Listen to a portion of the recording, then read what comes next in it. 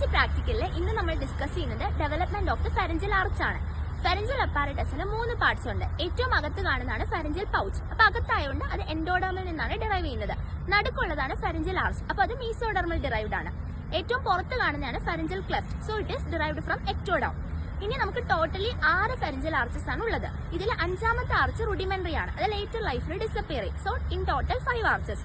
ഏറ്റവും ഇമ്പോർട്ടന്റ് ആയി നമ്മൾ അറിഞ്ഞിരിക്കേണ്ടത് ഓരോ ആർച്ചിനും അതിന്റേതായിട്ടുള്ള നെർവ്സ് ഉണ്ട്.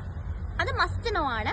സോ ഫസ്റ്റ് ആർച്ചിന്റെ നെർവാണ് mandibular nerve, which is a branch of the trigeminal nerve, that is the cranial nerve 5. Second ആർച്ചിന്റെതാണ് facial nerve, that is cranial nerve 7. Third ആർച്ചിന്റെതാണ് glossopharyngeal nerve, that is cranial nerve 9. ഫോർത്തിന്റെതാണ് superior laryngeal nerve, which is a branch of Vegas nerve, that is cranial nerve 10. ഇനിയുള്ളത് 6th ആർച്ചാണ്. അതിൻ്റെത് recurrent laryngeal nerve ആണ്, which is again A branch of the Vegas nerve. ഇത്രയാണ് most important ആയിട്ട് നമ്മൾ അറിഞ്ഞിരിക്കേണ്ടത്. പിന്നെ extra ആയിട്ട് നമ്മളോട് ചോദിക്കുന്നത് ഓരോ ആർച്ചിന്റെയും ഡെറിവേറ്റീവ്സ് ആണ്. അപ്പൊ ഫസ്റ്റ് ആർച്ചിന്റെ നമുക്ക് എം വെച്ച് ഓർക്കാം.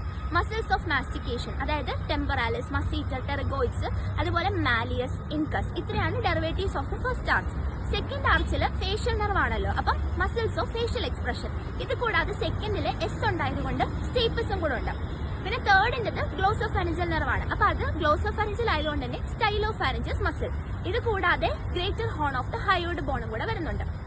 ഇനി 4th 6th രണ്ടിലും വേഗസ് നെർവിന്റെ ബ്രാഞ്ചസ് ആണല്ലോ. അപ്പൊ രണ്ടും കൂടെ ഒരുമിച്ച് പറഞ്ഞാൽ മതി. ലാരിഞ്ചൽ ആയിട്ടുള്ള കാര്യങ്ങൾ ഓർക്കുക. അതായത് ലാരിഞ്ചൽ കാർട്ടിലേജ്, ക്രിക്കോതൈറോയിഡ് മസിൽ, ഇതൊക്കെയാണ് 4th 6th വരുന്നത്. ഇനി ഈ ഒരു ഫാരഞ്ചൽ ആർച്ചസിന്റെ ഡെവലപ്മെന്റിൽ ഉണ്ടാകുന്ന അബ്നോർമാലിറ്റീസ് കാരണമാണ് branchial cyst, branchial fistula, Treacher Collins syndrome ഒക്കെ ഉണ്ടാവുന്നത്.